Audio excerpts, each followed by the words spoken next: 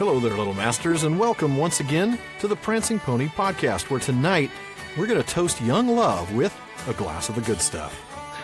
West you how, my friends. I'm Sean Marchese, the real-life Lord of the Mark, and I'm here with the man of the West, the Aragorn to my Éomer, Alan Sisto. Thank you, Sean. Well, tonight we're finally going to dive into one of the best-known and most beloved stories of Middle-earth in the First Age. Tonight we start Chapter 19 of the Silmarillion of Beren and Lúthien. Oh, finally. You know, and it's arguably the most complete story from the First Age, too. I mean, we really get a level of detail with this one that we just don't get with any other story in the Silmarillion, I guess with one exception, which is sort of tied with. But with Beren and Lúthien, I mean, these are characters we really get to know. We really get to experience, what they experience in a way unlike almost anything else in the Silmarillion. That's true. But, of course, that makes it a lot longer than any chapter we've covered so far. Oh, yes. Yeah. And because the story is so important, we have a lot to say about it. And because of that, we want to take our time with it, give it the usual Prancing Pony Podcast treatment. So we're going to be dedicating 3 episodes to the story. We'll be covering just about a third of it tonight. Before we get into that, does Barnum have anything in his bag for us tonight? You know, I decided to give Barlaman a break for tonight. We've got so much to discuss with the story, and I think we should just jump right in. You know what? I think you're probably right. Why don't we do that? Yep, let's do that. Well, I think I'll just go ahead and start here. You know, as you said in the intro, Alan, I mean, this really is, without a doubt, the best-known story in the Silmarillion. I think even the most casual readers, you know, even people who've only seen the movies, have heard of the story of Beren and Lúthien. Well, I mean, that's casual. That's casual right there. Yeah, we probably don't have any of them listening because, you know, they've already spent more time with us than they have with those movies. But, I mean, this is a story that's mentioned several times in the Lord of the Rings books. What you've got in Fellowship when Aragorn and the hobbits are on Weathertop right before the Ringwraith attack. Aragorn, remember, sings the song about Beren and Lúthien, and then he out of the Lay, huh? Yeah, exactly. And then he tells the story in prose and then spoils the end of the Silmarillion for them. Yes, he does. And of course, that actually shows up in the film. Well, in the extended edition of the film, a little earlier. I think they're still in the marshes at that point. But yeah, that is true. Yeah, you're right. And then in Two Towers, going back to the books, Sam brings up Beren's quest when they're in Cirith Ungol. He's trying to cheer Frodo up, and he gives the famous, you know, the old tales and songs speech. Oh, and, yes. Don't the great tales never end, you know. Where he says, why, we're in the same tale, aren't we, Mr. Frodo? Yes, exactly. That's the one, yeah. I love that. And it really, you see just how the entire story is one big story. All ties together. Yep. And then I guess Appendix A is probably the one that I think of most, with the tale of Aragorn and Arwen. And for folks who maybe haven't heard our Tolkien Reading Day special back from... Oh, yeah, you did a big piece on that.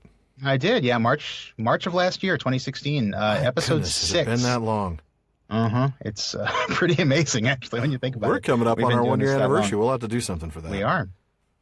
We are. But, I read a bit of the tale of Aragorn and Arwen and talked a bit about Beren and Lúthien. And, you know, when Aragorn meets Arwen for the first time, he actually believes she is Lúthien. Yeah. And he really just, you know, feels the weight of how much his romance with Arwen is similar to that of Beren and Lúthien. So I think he recognizes what's going to happen to her. Yeah. Oh, yeah. Yeah, definitely. And I think in some ways, you know, for fans who are more familiar with Lord of the Rings, I think the story of Beren and Lúthien is really the beginning of a story that ends with Aragorn and Arwen.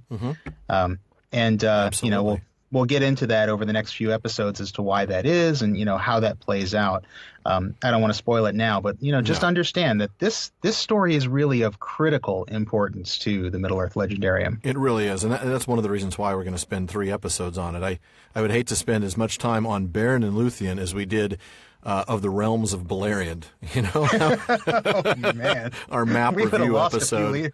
That's really lost a few readers that one. Yeah, our priorities would be a little bit out of whack, but this really is important. And in fact, Tolkien called it not only the kernel of the mythology, which he said in letter 165, but also the chief of the stories of the Silmarillion. That's right. In our famous letter 131 to Milton Waldman, the one we quote almost as often as the book, that's published as the preface to most of your editions. It says this about the story. The chief of the stories of the Silmarillion, and the one most fully treated, is the story of Beren and Lúthien the Elf Maiden.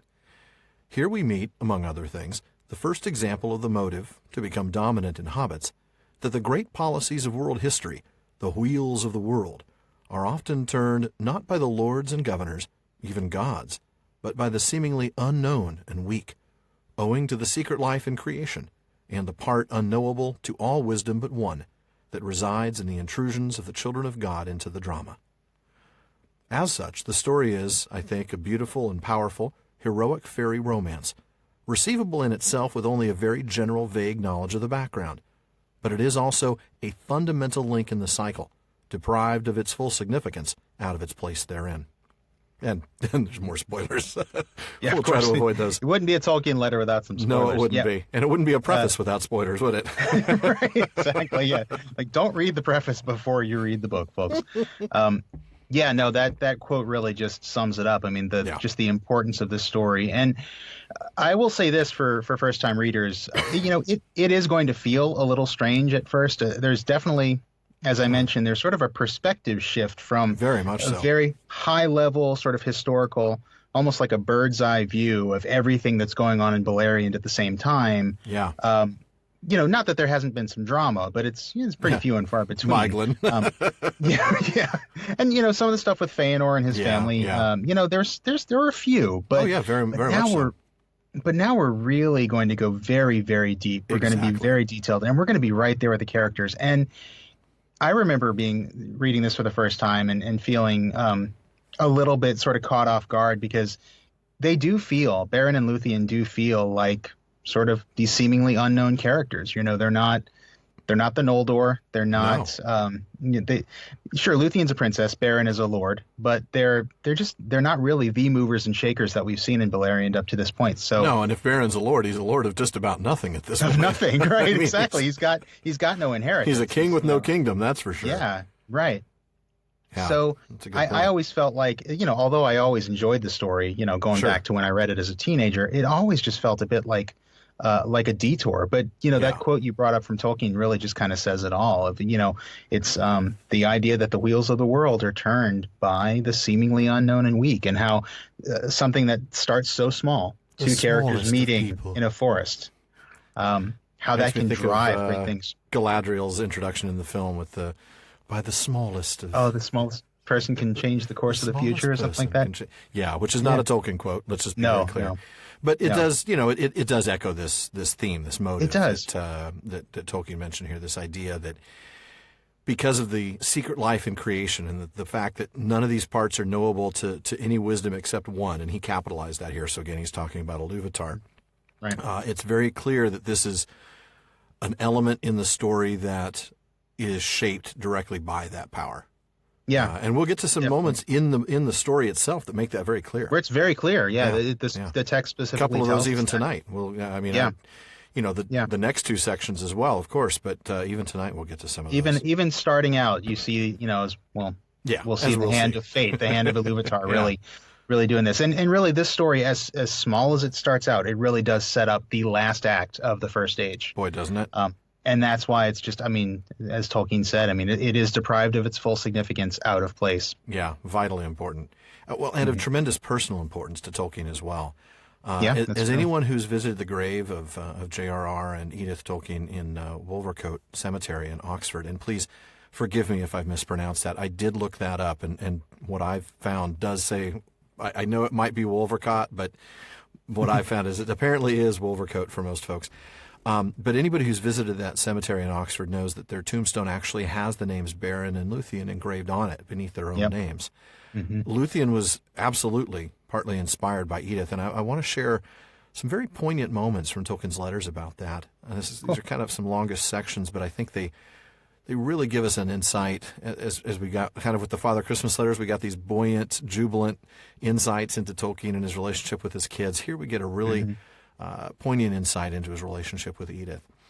From letter 332 to his son Michael, in discussing the grief that he felt after the death of his wife, he said, but of course these griefs, and in this case he's talking about the deaths of his mother and of Father Francis, who was his caretaker after his mother passed away. So he says, but of course these griefs, however poignant, came in youth with life and work still unfolding. In 1904, which is when his mother died, we had the sudden miraculous experience of Father Francis' love and care and humor, and only 5 years later, the equivalent of 20 years' experience in later life, I met the Lúthien Tinuviel of my own personal romance, with her long dark hair, fair face, and starry eyes, and beautiful voice. And in 1934, when Father Francis died, she was still with me, and her beautiful children. But now she is gone before Beren, leaving him indeed one-handed. But he has no power to move the inexorable Mandos, and there is no Dor-Girth y Cuinar, the land of the dead that live, in this fallen kingdom of Arda, where the servants of Morgoth are worshipped. That just brings tears to my eyes reading Wow, that, yeah. I mean, not only is she Lúthien, but just the pain you can sense in him, realizing the grief that he's experiencing after his wife has passed away. And to refer to himself as one-handed, as just being like you're missing this part of you. It really is, yeah. Wow. I can't even. I don't want to imagine that. I've been married now for, well, it'll be 25 years in September, and I would feel absolutely one-handed. Yeah. Yeah. And I love that he's sharing this with his son. I love that his kids, are able to get that glimpse. A lot of parents kind of close off. They're kind of guarded with their kids. Right. Yeah, they might share with their friends, but man, this is great. He is very open with his kids in these letters. Yeah, that is really cool. Yeah, and the other letter, try that again. The other letter I wanted to share was letter 340, which is to his son Christopher. And here he's telling her that he wants Edith's name and the name Lúthien to be inscribed in her tombstone. And he says that she was and knew she was my Lúthien. And he goes on to say, I never called Edith Lúthien, but she was the source of the story that in time became the chief part of the Silmarillion. It was first conceived in a small woodland glade filled with hemlocks at Roos in Yorkshire, where I was for a brief time in command of an outpost of the Humber garrison in 1917, and she was able to live with me for a while. In those days, her hair was raven, her skin clear, her eyes brighter than you have seen them, and she could sing and dance. But the story has gone crooked, and I am left, and I cannot plead before the inexorable Mandos.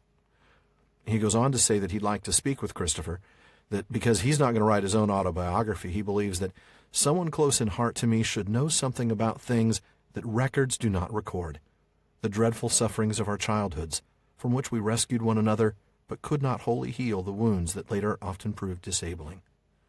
The sufferings that we endured after our love began, all of which, over and above our personal weaknesses, might help to make pardonable, or at least understandable, the lapses and darknesses which at times marred our lives, and to explain how these never touched our depths, nor dimmed our memories of our youthful love.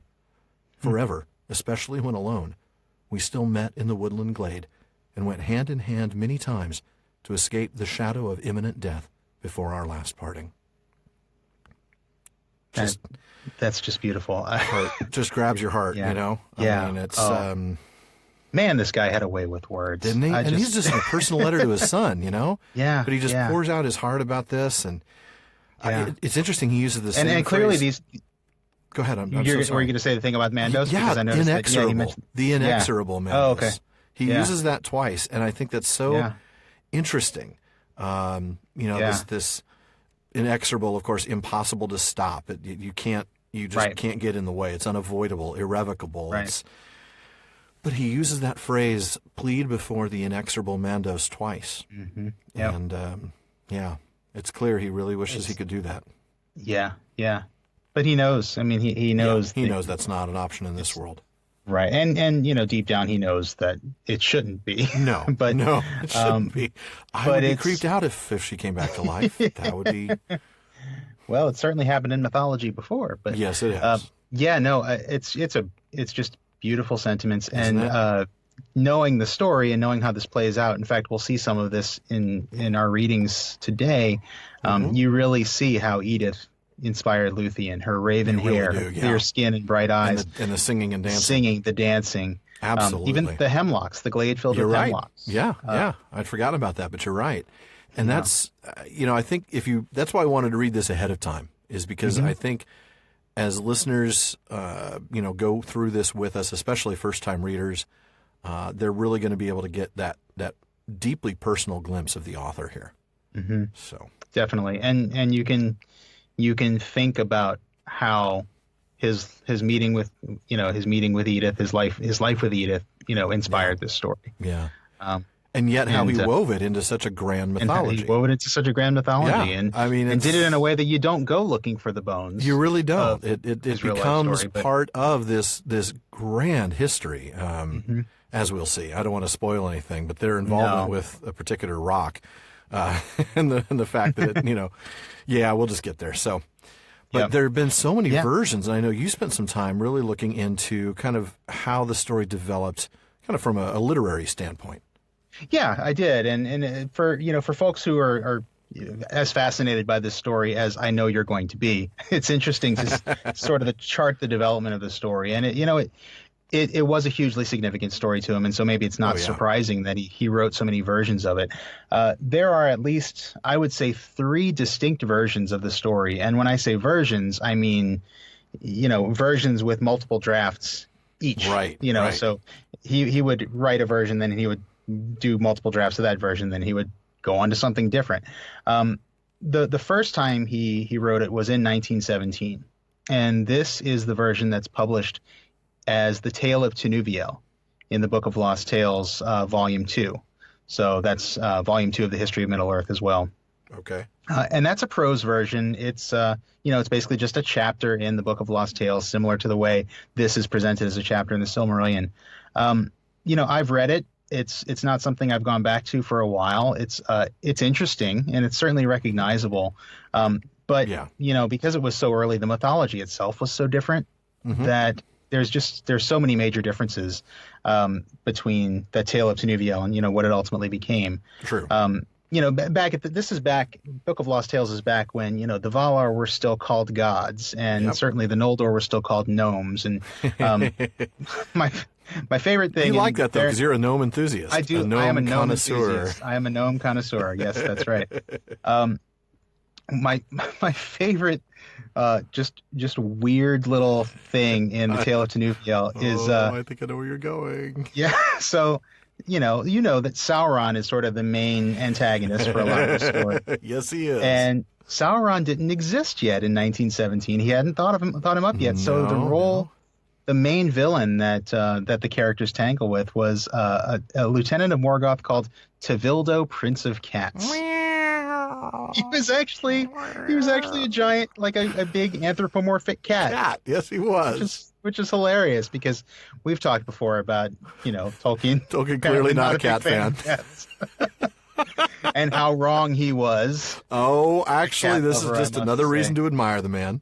I know you feel that way. See, Huon is a dog. He's a hound. He's a dog, and he's a hero. Cats, not so much. Well, fortunately, Tolkien knew the controversy that would stir up, and so then he's got dogs versus wolves in the final version. Yes, probably a little better. Yeah, the a dog more versus, even fight. A little bit. The dog versus cat stuff in the Tale of Tinuviel is hilarious. Yes, and it is. It's just a little hard to take unintentionally seriously. Unintentionally hilarious. Yeah. Yes. And Tevildo, Prince of Cats. Tevildo is just a great name for a bad guy. Tevildo's actually a terrible name.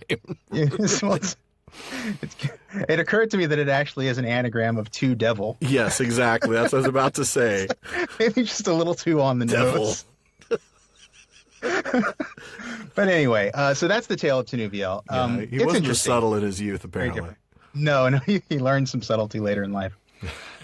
Later in the 1920s, he rewrote the story as an epic poem. Yes. And this is the version called the Lay of Leithian. Oh, that's beautiful, beautiful work.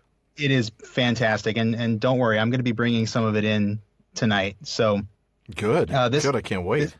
I found a few passages that I just couldn't not share. So that's in the Lays of Beleriand, which is Volume 3 of the History of Middle-earth. Yep. And this is basically just a verse version of the entire thing. It's even longer than the chapter. It's even longer than the prose chapter. Much longer. Way longer than the prose chapter. Yeah, and it's the kind where you can read like a couple of pages and not a whole lot happens in a couple of pages, but it's beautiful to read it. Gorgeous. Just like so much epic poetry. Note that the title of that work, folks, is the Lay of Leithian. Yeah. Leithian is a Sindarin word that's translated as release from bondage, and you'll see a couple of reasons why it's called that as we go through the story. Yeah. It's not. It has nothing to do with any of Beren's particular kinks. It's just what happened to Lúthien. They're still. It's still a young relationship. This is a family-friendly story. Yeah. He hasn't shared all that stuff with her yet. Give it a few years. I mean, I don't know. Maybe he turns into a wolf, and she turns into a bat. Is that like furry? Are they furries now? Man, no. I just thought it was a gothic thing. Like going goth clubbing. Goth furries, No, I'm sorry. I really am sorry I went there, but man, I couldn't help it. No, you did well. You did well. No, but I just want to point out that it's the Lay of Leithian, not the Lay of Lúthien. Very important distinction. Yeah. Occasionally, okay, this is going to be confusing, but Tolkien does call it the Lay of Leithian a couple of times, but it's not the title. He does? He does, yeah. Actually, in the appendix, I think Appendix A to Lord of the Rings. Well, that is not helpful. No, it's not. It's extremely confusing, but it's just more generic. It's like you're right. It's the story Lay that's Lúthien. About Lúthien. It's but the title is the Lay of Leithian. So yeah. Sorry, that's confusing. I'm just the messenger. I mean, I love that one because it is a beautiful verse account. It's generally close enough to the finished story to be, a nice alternative. Right. A few odd things in it. I mean, like Sauron is pretty much Sauron by this point, but he's called Thu. Yeah. THU. And then, like the Noldor are still called the Gnomes and things like that. But it's generally speaking pretty close to the names are a little different in places, but the story's very, very much the same. Very similar. And I will bring up one difference tonight, but we'll get to that. Okay. And so then finally the version, the final version we have is this prose form that ended up being published here. And, so this one would have been written, by Tolkien later in life when he was composing the Quintus Silmarillion. Christopher Tolkien actually, I believe, did go back. Well, I know for sure that he went back to the Lay of Leithian for help in compiling it. I think he had a few, kind of few gaps in the story that he needed to fill in. And so you'll see places where the paragraph in the Silmarillion is clearly just sort of the verse from the Lay of Leithian translated into prose. Yeah, that's and then there's true. a couple places where he just copies the verse. Mm-hmm. We'll be going over those tonight, too. Yeah. So, over the course of the next few episodes, we will try to bring in a few fragments of the Lay of Leithian. We've got so much to discuss with the Silmarillion, but Alan has graciously allowed me to pull in a few a few self-indulgent passages from the Lay of Leithian. Well, that's because I can mute you in my headphones and listen to something else for a minute. No, I kid. Oh, man, that's harsh. So, just text me when you're done. No, I'm looking forward to it. I really can't wait to hear some of that stuff. And of course, if listeners, if you're interested in reading these different versions, but you're not prepared to invest in the first few volumes of the history of Middle-earth, which is understandable, we've got some good news for you. We talked about this being kind of the final version. Guess what? It isn't anymore, because in May of this year, a new volume, an entirely new book called The Tale of Beren and Lúthien is being published. And it's going to be a compilation of all the different versions of the story, so you'll be able to see the evolution of it. You'll have Christopher Tolkien's notes, I'm sure, very much like Unfinished Tales, where he, interjects and has editorial notes and commentary and then footnotes and things like that. I think I can't wait until it comes out. And, of course, we're going to put a link up on our website's library page so that you can pre-order that from Amazon. So without further ado, sounds good. I say without further ado, here we are 20-some-odd minutes into the Plenty of ado podcast. already. Why don't we go ahead and get into the story? Let's start at the very beginning. Here it's a very good place to start. We get the destruction of Robin Hood and his merry men. It never gets old, by the way. It never does get old, does it? Robin Hood and his merry men here get hunted down by the Sheriff of Nottingham, also known as Sauron or Thu. or Thu. Or Tevildo. So Sauron's commanded to find that them. just makes me think of the Disney Robin Hood cartoon from what was it, the 60s or 70s? Where everybody's an animal. I'm thinking the same thing exactly. That's awesome. We've got both, young kids, so of course that's what you go to. I'm sure we've seen that movie in the last couple of years, and Oh yes, hadn't seen it for 25 years before that. So we get the lair at Tarn Ilwyn. Tarn Ilwyn. Yep. Beautiful. I love this. The fact that it was Melian that had hallowed the waters in the days of old. Yeah. So But somehow, Barahir was still doing too many good things, and so the rumor of their deeds went far and wide, and Morgoth sends out his top guy. Maybe they should have just hid out and laid low. Maybe so. No, I love Morgoth didn't know where they were, but he heard the rumor of their deeds. It's like sometimes you just, there's sometimes some you don't guy want to be famous. out there somewhere. I don't know where he is, but I need you to go find him and, kill him. Hey, Tevildo, go get this guy. No, it's like you don't. Whatever you say, sir. Sometimes you just don't want to be, that famous. You want to be under the radar. Dude, a little don't stealthy. you know? Lay low right now. You got there's 12 of you. 12 guys left. And by the way, their names are all back on page 155 if anybody's interested. We did talk about that the last time. We did, yeah. But I know. It's like you would think they would have laid low. So I do love this description of Tarn Iluin. Isn't it gorgeous? It's just this you little... can really see it. You can. And there's just a bit of serenity. It's just really a peaceful, beautiful place sort of in the midst of, we know that this is not a great place right now. No, Dorthonian's turned into a pretty bad place, but this little place is a retreat within it, at least for now. Yep. So we get to meet Gorlim. Well, we can't have nice things. Nope, never. Gorlim, who would later become Gorlim the Unhappy. We mentioned earlier that why is Gorlim unhappy? We're about to find out. We're not going to read this whole passage. Obviously, we're actually not going to read any of it. But he was married to a woman named Eilenel. They loved each other a lot. He comes back and his wife's gone. His house has been plundered, and he doesn't know whether she's alive or dead. So he joins Barahir's band, and he's the really fierce, desperate guy. But he keeps thinking maybe she's alive, and he goes back to his old homestead. So now, interesting. Remember in the last chapter, I think it was, we learned that Sauron was become now a master of shadows and of phantoms. And that's important because that's what he uses here to trick him. So he sees his wife in the window of his home, and he thinks he hears her voice lamenting that he never came home.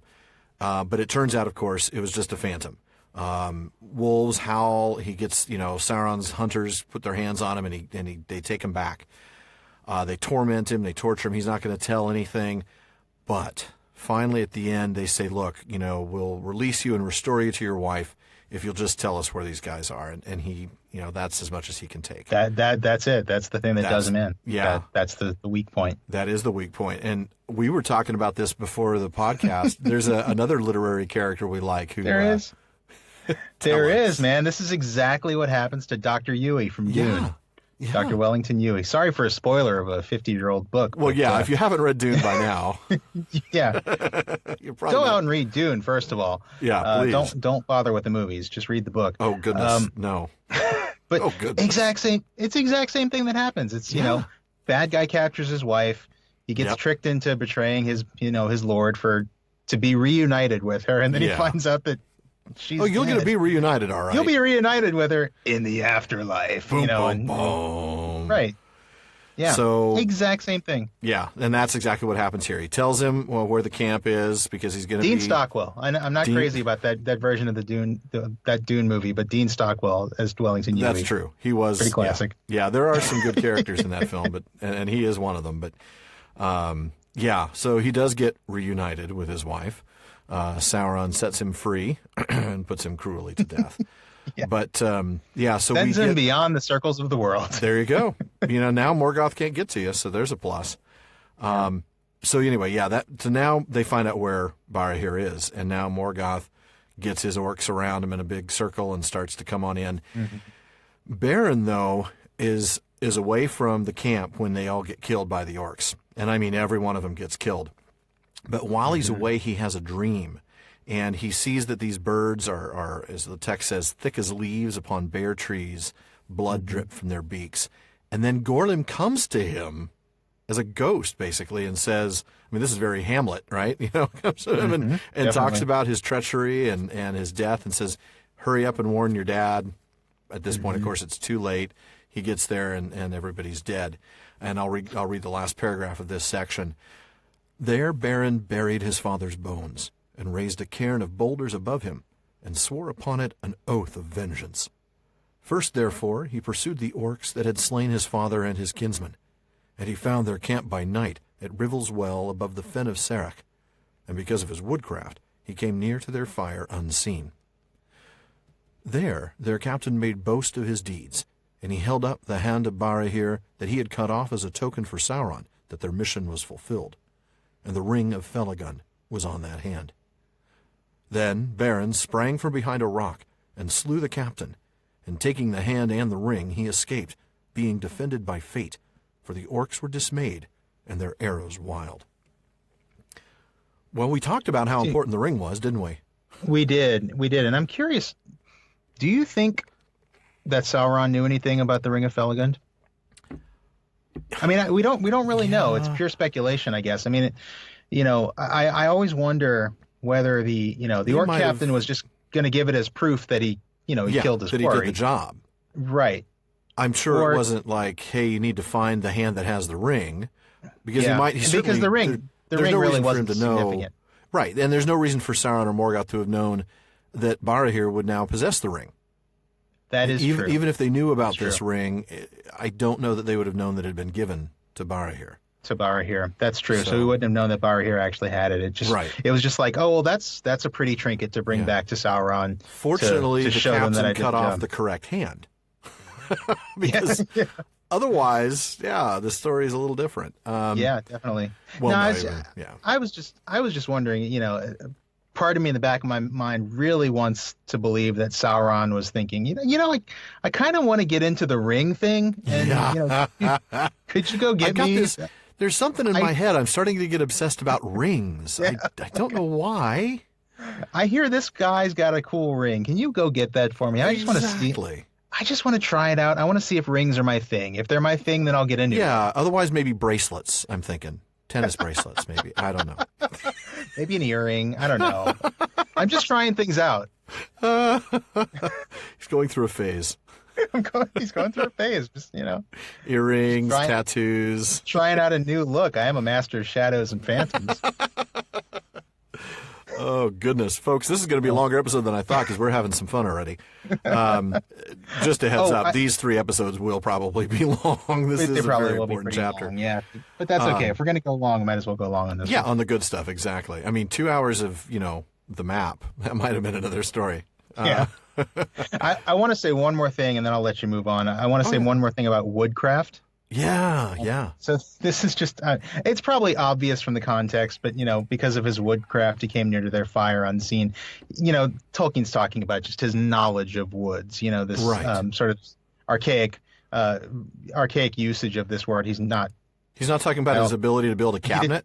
He didn't whittle a magic, tracking device or anything.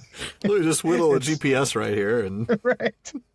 Nothing like that. So this is like ranger type woodcraft. This is exactly tracking in the woods. Exactly.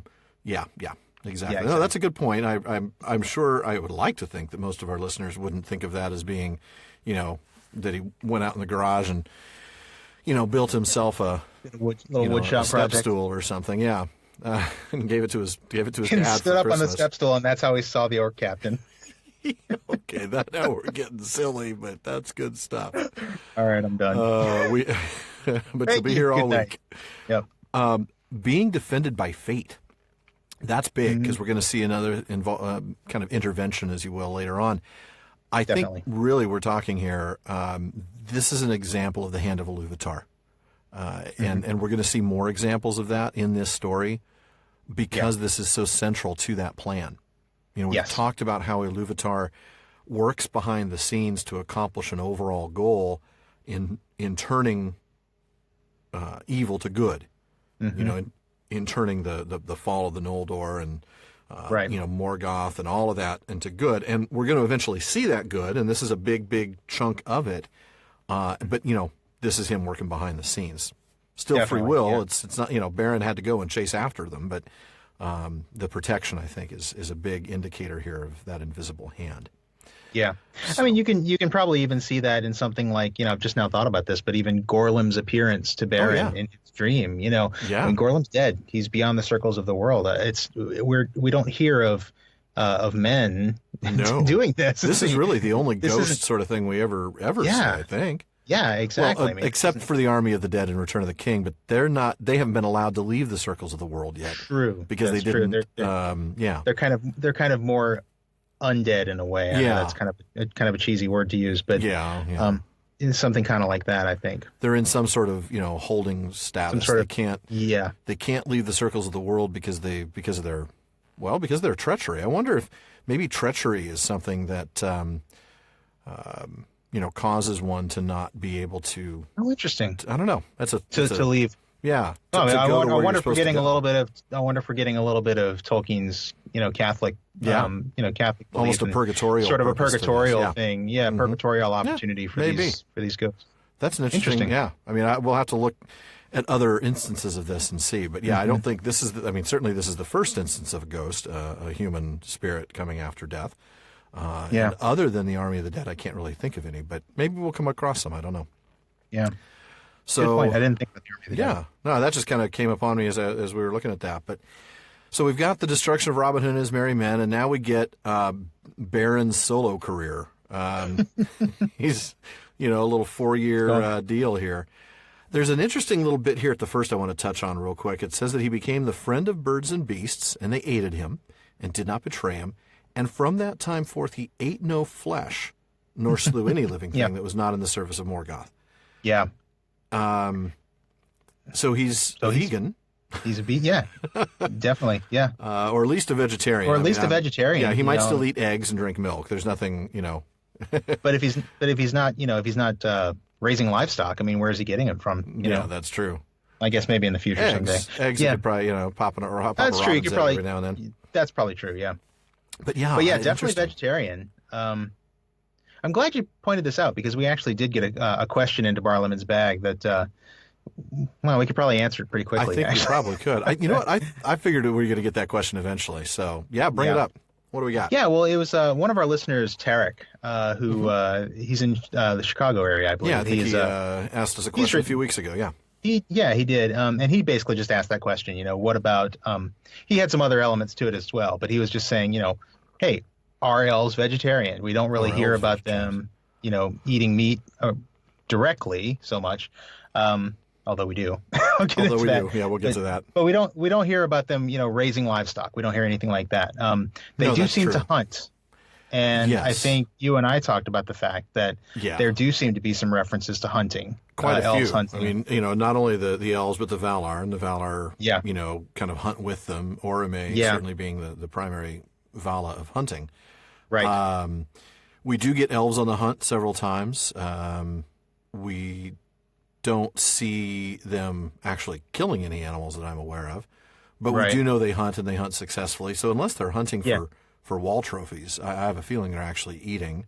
To me, the idea of Calaquendi elves, especially in Valinor, hunting animals for sport, I don't. No, it doesn't. It doesn't seem right for food. Food. I think they are totally hunting. We get two things that really, to me at least, clinch it. First is Huon, who we'll get to later. He's a hunting hound. He's a big dog to help on the hunt. So he's not just he's not a guide dog. He's not a guard dog. He's a hunting dog. He's a hunting dog. Yeah. Yeah, and that's big. So there's one thing. And the other thing is there's a passage in The Hobbit, isn't there? There is. Dwarves are coming upon the campfires. There's a passage about the smell of roasting meats. Yep. It's let's see. I've got it right here. It's actually chapter 8, Flies and Spiders, and it says. They're hiding out. They're watching the Mirkwood elves have their little feast, and it says, the smell of the roast meats was so enchanting that, without waiting to consult one another, every one of them got up and scrambled forwards into the ring with the one idea of begging for some food. I'm hungry. Right. Well, so there you'd have to go so far as to say that they're roasting the meats just to trick the dwarves, and that's a bridge way too far. Very, very far-fetched. So, I think those are both pretty good. Pretty good evidence for this. Beyond that, we have to face facts. Tolkien was an Englishman living in the first half of the 20th century. Yeah. I think a vegetarian diet would have been something a bit more uncommon to him than it is to us today. Probably quite a bit, yes.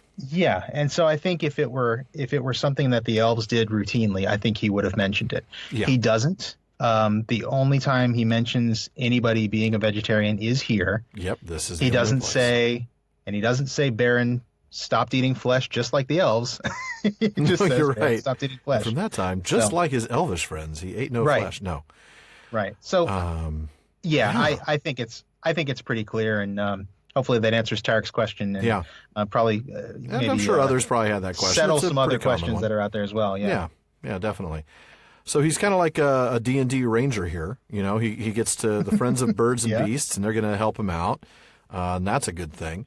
And then, you know, so he starts kind of going out and doing these great things to the point that Morgoth sets a price on his head at least as much as that of Fingon, High King of the Noldor. That's incredible. Nobody's wanted more. This is the most wanted guy in Beleriand. Yeah. So he must be doing some pretty serious stuff. Oh, I'm sure he was. I mean, well, you know, he's become a guy with nothing to lose, you know? Right. I mean, which is kind of neat. I love that phrase. He did not fear death, but only captivity. And being bold and desperate, he escaped both death and bonds. Yeah. Loved that phrase. Yeah. He's got nothing to lose. What are you going to do? You're going to kill me? No. Great, you know, I'm not afraid of dying. Yeah. I'm going to do whatever it takes to not be taken prisoner. Yeah. You will not take me alive. That's for sure. Yep. Wow. So the orcs are pretty much useless. So once again, Morgoth has to call Sauron out to save the day. Sorry. I opened a door that should never have been opened. That is, that's a door we should never, don't go near that door, that furry door. Oh, goodness. So, but this time, Sauron, instead of bringing orcs, brings werewolves. Werewolves. You know, we talked about whether or not we wanted to go deep into this issue of werewolves now, but you know what? Next week, or next chapter, next episode, I should say. I keep next week, next episode, tomorrow, whatever. In the next episode, we will be covering a much more intense moment of werewolfness. And so we'll save our discussion of werewolves until then. But please know we are very interested in talking about discussing it. Werewolves in Tolkien's world and the difference between wolves, werewolves, and wargs. So we'll talk about that then. Yeah, definitely. And for now, I'd say let's just notice. I mean, these are definitely big guns, you know. Oh, yeah. Fell beasts inhabited by dreadful spirits. This is fell beasts. The big guns. You know, we've talked about fell beasts before. The thing that appears at Return of the King, that winged creature, the Dwemer Lake, is not a fell beast. I mean, it's a fell beast, but it's not the fell beast. Some people think it's called the fell beast. Right. Well, yeah. I mean, some of the movie merchandising, I think it was a fell beast, capital F, capital B. You know? No. Oh, I bought the fell beast figure. No, it's not. It happens to be a fell beast. Right. But yeah, and it's an animal, but inhabited by dreadful spirits that he had imprisoned in their bodies. Ooh, that's terrifying. This is creepy stuff. Yeah. This is seriously creepy stuff. I mean, again, he's a necromancer. I mean, this is one of the things that he has the power to deal with, you know, with spirits and with shadows and phantoms and all of this. So we'll get into more of that later, but just kind of be thinking about that as you read. And, you know, if you have questions, go ahead and send them off to us at the Prancing Pony Podcast at gmail.com. There you go. So now we get another moment, don't we, of divine intervention. We get that it was put into his heart that he would go down into the hidden kingdom. Yeah. I love that. It's not... He thought to himself, where could I go from here? I'll go to Doriath. Exactly. No. It was put there. Yeah. It was actively put there. It was something that was done to him and not from within. Right. So tell us about this really bad journey. Okay. So I'm going to read from that next paragraph here. Terrible was his southward journey. Sheer were the precipices of arid Gorgoroth, and beneath their feet were shadows that were laid before the rising of the moon.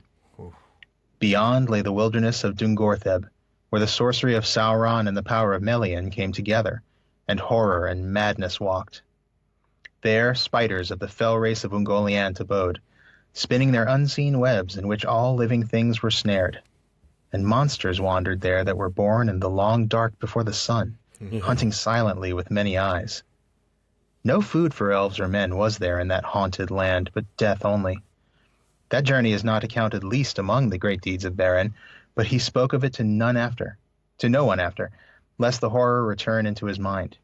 And none know how he found a way, and so came by paths that no man nor elf else ever dared to tread to the borders of Doriath.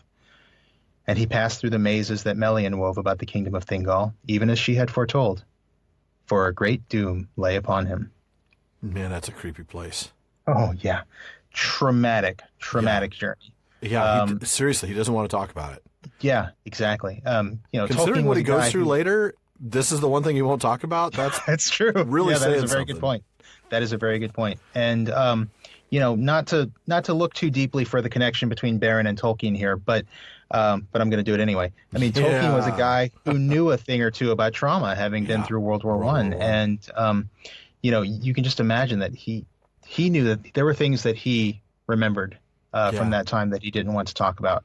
And so when we see others, his comrades in arms, who had experienced it but survived, were not going to want to talk about this. Right. And so, when we see the effect Lúthien has upon him when he meets her, I think we can just kind of just feel a little bit of the comfort Tolkien must have felt with Edith. Absolutely. Yeah. Man, what a place. Ever since you mentioned it, though, I keep thinking of that EverQuest zone. Kithakor Forest. Oh, man. Creepiest. Darkness that's been there since before the moon came up. Yeah. Creatures that have been there before the sun. No food. Yeah. Man, this is not a creepy. Cool place to hang out. So. It's creepy. And good news, I think good news. The first passage that I'm going to pull in from the Lay of Leithian tonight is actually describes this a little bit more. But it actually happens later when after he meets Lúthien, because we'll see like sort of the effect that she has on him. So we'll get to that in a moment. But we'll get a little bit more of this. All right. Well, for now, we're going to get him into Doriath. So I'll take the next. I think we've got actually a pretty long passage here. I'm going to take the next 3 paragraphs. Okay. It is told in the Lay of Leithian that Beren came stumbling into Doriath, gray and bowed as with many years of woe. So great had been the torment of the road. But wandering in the summer in the woods of Neldoreth, he came upon Lúthien, daughter of Thingol and Melian, at a time of evening under moonrise, as she danced upon the unfading grass in the glades beside Escalduin. Then all memory of his pain departed from him, and he fell into an enchantment, for Lúthien was the most beautiful of all the children of Ilúvatar.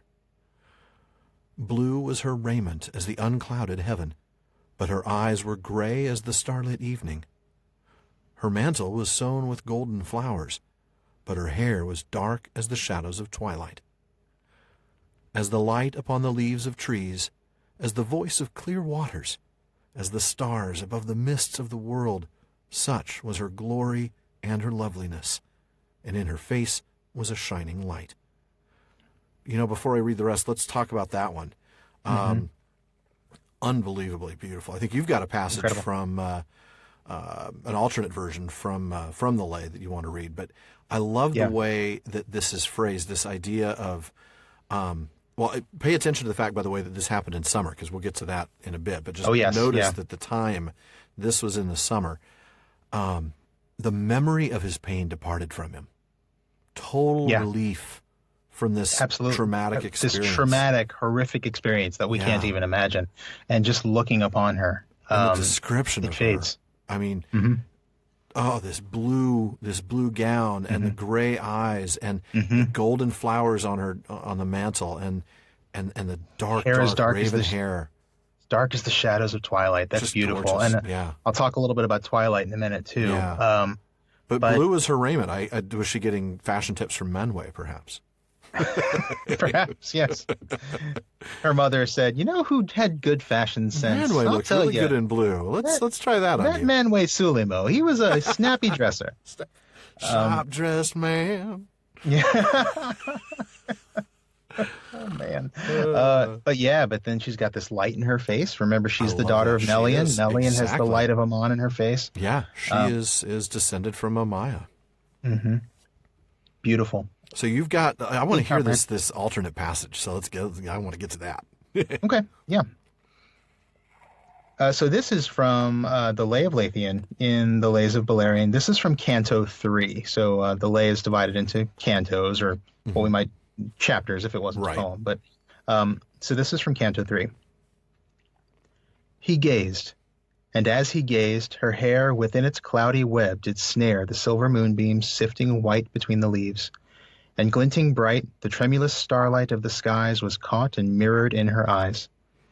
Then all his journey's lonely fare, the hunger and the haggard care, the awful mountain stones he stained with blood of weary feet, and gained only a land of ghosts, and fear in dark ravines imprisoned sheer. There mighty spiders wove their webs, old creatures foul with bird-like nebs that spanned their traps in dizzy air, and filled it with clinging black despair. And there they lived, and the sucked bones lay white beneath on the dank stones. Now all these horrors, like a cloud, faded from mind. The waters loud falling from pine-clad heights no more he heard, those waters gray and frore that bittersweet he drank and filled his mind with madness. All was stilled. He recked not now the burning road, the paths demented, where he strode, endlessly and ever new horizons stretched before his view. As each blue ridge with bleeding feet was climbed, and down he went to meet battle with creatures old and strong and monsters in the dark, and long, long watches in the haunted night, while evil shapes with baleful light in clustered eyes did crawl and snuff beneath his tree. Not half enough the price he deemed to come at last to that pale moon when day had passed, to those clear stars of elfinness, the heart's ease and the loveliness. Wow, that is beautiful. Oh, all the more so for that contrast of what he endured. Of her beauty with all this horrific stuff that he endured. And that's why yet it's half the price. It's half the price that he would be willing to pay for just this glimpse of her loveliness. Yeah. Gorgeous. Just incredible. Rich. I mean, so yeah, that's I get chills just thinking of it. It's beautiful. And anyway, that's the first of my passages. That sort of covers a little bit of what I talked about and a little bit of what you were just talking about. So, well, and it once again, it helps us to remember about Tolkien's personal connection to this and how very much he valued Edith. I mean, the ability he had to wax poetic about, the simple thing of a woman's beauty, and the horrors of war and of the fears he might have experienced. I'm not saying for sure that the terrors Beren experienced are a reflection of Tolkien's experiences in World War I. Because I think some of this was written even before he went. It might have been perhaps the fears of what he might experience. Could be. I think we see a lot more of World War I directly represented in other parts of the in other places. That would be in episode 4. We referenced episode 6, Tolkien Reading Day, but I think episode 4 was the one I did on some World War I stuff. That's an interesting one. Though sadly you were absent from it, as I was absent from the Elven language one, and I think we're better together. We are much better together. That's why we haven't done solo episodes again. Happy together. Aw. All right. Let's see. Coming up in this next passage that I'm going to read, I want you listeners to note the change in seasons as we read this. But she vanished from his sight, and he became dumb as one that is bound under a spell, and he strayed long in the woods, wild and wary as a beast, seeking for her. In his heart he called her Tinuviel. That signifies nightingale, daughter of twilight in the grey elven tongue, for he knew no other name for her. And he saw her afar as leaves in the winds of autumn, and in winter as a star upon a hill, but a chain was upon his limbs. There came a time near dawn on the eve of spring, and Lúthien danced upon a green hill, and suddenly she began to sing. Keen, heart-piercing was her song, as the song of the lark that rises from the gates of night and pours its voice among the dying stars, seeing the sun behind the walls of the world. And the song of Lúthien released the bonds of winter, and the frozen waters spoke, and flowers sprang from the cold earth where her feet had passed. So we get that, I know. More of that keen, heart-piercing. I love this, the phrasing, the richness, but we get the passage of time. Summer and now autumn and now winter and spring again. This has been a year. Yeah, so he's just spent a year basically in the woods, just following this gal. I mean, following this. Let's assume it was summer, so sometime in, let's say, June, And it's probably 9 months later. I think it was. Yeah, I think later. you're right, because I think it is. I think it might be in the lay where it says it's midsummer for sure. Midsummer? So yeah, you're Okay. right. Yep. Yeah, she's dancing at midsummer. So but then all of autumn, he sees her afar as leaves in the winds. And then in winter, she's a star upon the hill. But he can't move. A chain was on his limbs. Yeah. He can't speak. At least at that point, the chain was on his limbs. But obviously, he was moving around a little bit because he strayed long in the woods, wild and wary as a beast. But it was her singing that finally did it. Yeah. I mean, broken we from the that, spell, but... and also just sort of. I love the fact that her singing actually sort of makes spring. Spring kind of flows in the wake of her. It's very Yavanna-ish. It is, and it's the eve of spring, so it's it's close. Right. It's happening soon anyway, but just it's so magical the way it just happens as she's going through their singing. It's the frozen waters spoke and flowers sprang phenomenal. from the cold earth. So then it's now incredible. all of a sudden Beren can speak again, and he calls after her, and we're not going to read that passage, but you know what? There was one other thing I wanted to talk about here really quickly. The fact that he calls her Tinuviel, which means nightingale, and then her song is compared to the song of the lark. I want to bring up something here because I don't know much about birds, but I know about birds in literature, and I know larks are known for singing at dawn, and they're frequently contrasted with nightingales, who are known for singing at dusk. That's true. And I'm thinking, like, there's a scene in Shakespeare in Romeo and Juliet where they hear a bird song, and Romeo says, "Oh, it's a lark. It's morning. We have to go. We have to go back to our families." And Juliet says, "No, it was a nightingale." I'm paraphrasing. I don't. Romeo and Juliet don't talk like that. But there's this idea of the contrast between larks at morning and nightingales at evening. Yeah. Here, the fact that Lúthien is compared to both birds in the space of 2 paragraphs, I think, for me, that contrast strikes me, and it reminds me how frequently these romances between elves and men are described with this kind of dawn and dusk imagery. Yeah. You've got, in addition to this, you've got, like Arwen. Her name Undomiel means evening star. Right. Eärendil, of course, is a half elven, and he is equated with the evening star and the morning star. I don't know. It's a really cool image that Tolkien brings throughout whenever he's talking about these elfman romances. And to me, it reminds me of this idea of a transition between day and night. It kind of reminds me of the mingling of the lights of the trees, and the idea of waxing and waning that we've talked about a few times with elves and men. And I just that's awesome. It's just great. a transition period that, it kind of jumped out at me on this reading. I had not thought about that with the larks. You're absolutely right, of course. And then, I'd been thinking nightingale, but, the lark you're right, it's entirely different. And of course, he tells us that here, but I hadn't put 2 and 2 together. Yeah, he does. The song of the lark rises from the gates of the night, seeing the sun behind the walls of the world. It sings in the morning. It is as the morning sun bird. comes around. Yeah. Wow. And we always just see this idea of the transition between day and night, or night and day. Right. Whenever we're looking at these elfman romances, whether it's Beren and Lúthien, Aragorn and Arwen, Tuor and Idril, we'll see it primarily with their offspring. But it is just a theme that runs throughout. My goodness, and it sure does. Wow, thank you, Sean. I appreciate that, because I did not catch that. I think that's going to add some more insight for our folks. Yeah. So we get he can speak again. He calls her Tinuviel. They fall in love. I loved this, that no others of the children of Ilúvatar have had joy so great, though the time was brief. So no wonder that it was half the price that he would have paid, and no wonder he says what he'll say later. This is nobody gets this. Nobody gets this. This is a love that mere mortals cannot understand, really. Oh man, it's what was that line in Princess Bride about about true love? Twoo wav. No, there's something about once a generation or once in a century.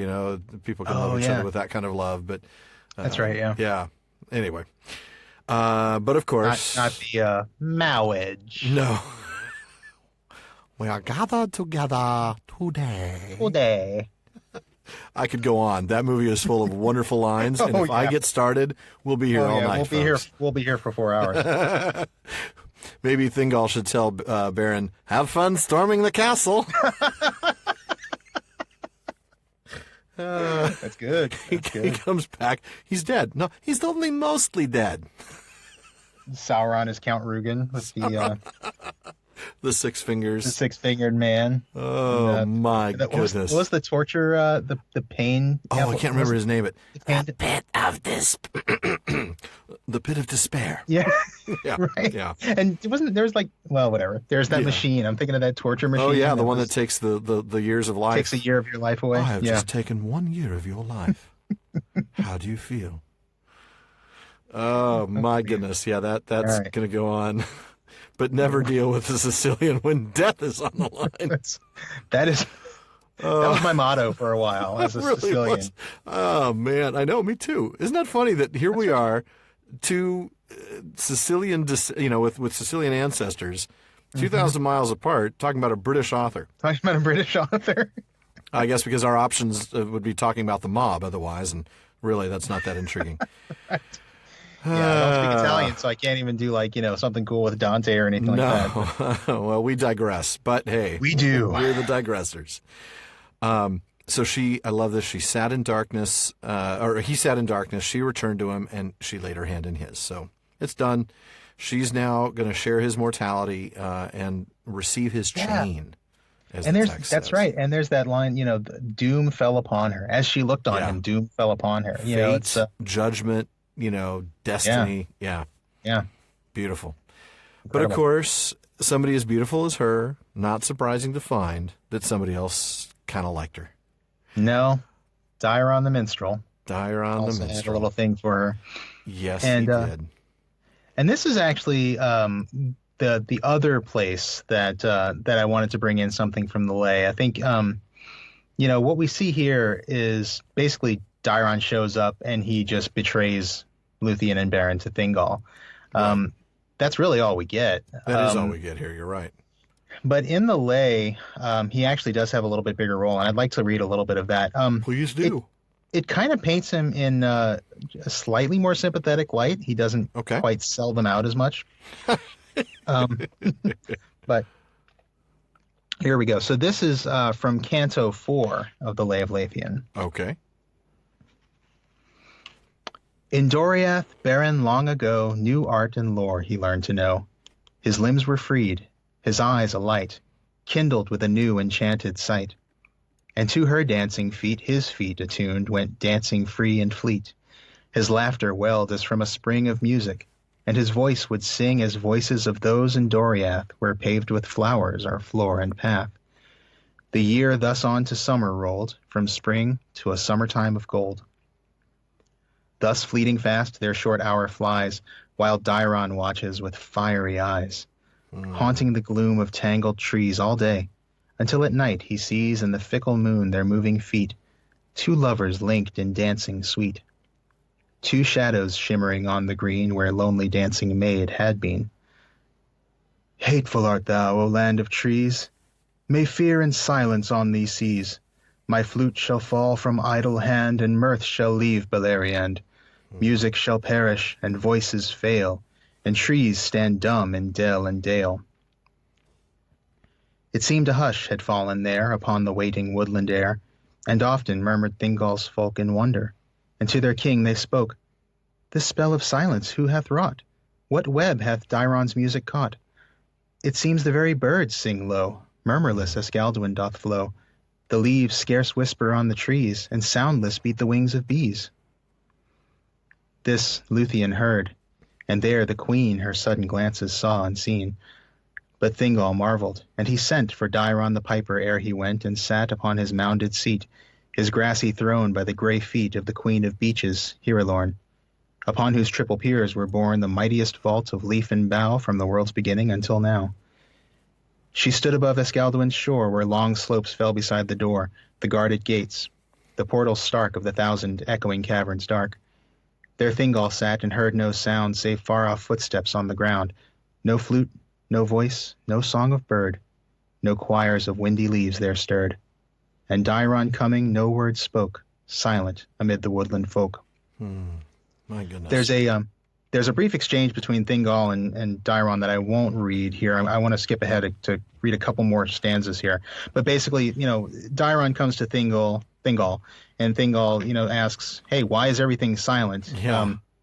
And the Did funniest, you push the mute button? Actually, the funniest theory emerges. He says, "It's Orome, isn't it? Is Orome back?" Which is just weird. He gives an explanation as why he thinks it's Orome, but we won't get into it. No. He kind of thinks Orome has come back to save them from Morgoth. That'd be nice, but... Yeah, exactly. And so Dairon answers. So that's where I'll pick it up again. And Dairon answered, "He cometh not. No feet divine shall leave that shore where the shadowy sea's last surges roar, till many things be come to pass, and many evils wrought. Alas, the guest is here, the woods are still, but wait not.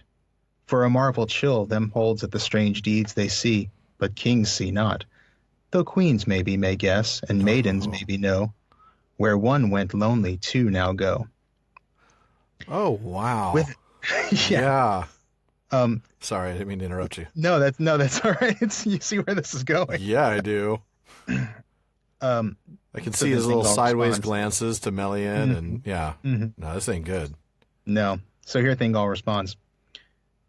"Whither thy riddle points is plain," the king in anger said, "but deign to make it plainer. Yeah. Who is he that earns my wrath? How walks he free within my woods amid my folk, a stranger to both beech and oak?" But Dairon looked on Lúthien, and would he had not spoken then, and no more would he speak that day, though Thingol's face was wrath with grey. Then Lúthien stepped lightly forth. "Far in the mountain-leaguered north, my father," said she, "lies the land that groans beneath King Morgoth's hand. Thence came one hither, bent and worn in wars and travail, who had sworn undying hatred of that king, the last of Beor's sons, they sing. And even hither, far and deep within thy woods, the echoes creep through the wild mountain passes cold, the last of Beor's house to hold a sword unconquered, neck unbowed, a heart by evil power uncowed. No evil needst thou think or fear of Beren, son of Barahir. If aught thou hast to say to him, then swear to hurt not flesh nor limb, and I will lead him to thy hall, a son of kings, no mortal thrall." My goodness. So, I know I've skipped ahead a little bit by reading that whole passage. Well, that's okay. No, actually you haven't, because we're going to pick up right where Thingol and Beren start chatting. Yeah. Oh, that's true. Yeah. So it's I don't know. You get a bit. Dairon doesn't quite sell them out in that version. Not as much. Kind of. He seems says like he's he's forced to, and then he wishes that he hadn't, which is he wishes good. he hadn't, and he's kind of like immediate regret. He kind of gives a glance to Lúthien, and is kind of like, would you just tell him so I don't have to? Yeah. and Lúthien does. She Can steps you bail up me and out? she's Can you? Yeah. right. And we see Lúthien's strength in that, I think, and we see a little bit more of that. We'll see more that coming later on. Absolutely. Yeah. Well, thanks for sharing that. Again, I love that. I'm looking forward to digging into the Lay myself before our next episode and seeing if there are some passages that I want to pull in. But that's beautiful, and yeah, good and stuff. And you can see, it's not a lot happens in the space of a couple of pages. I mean, you're not kidding.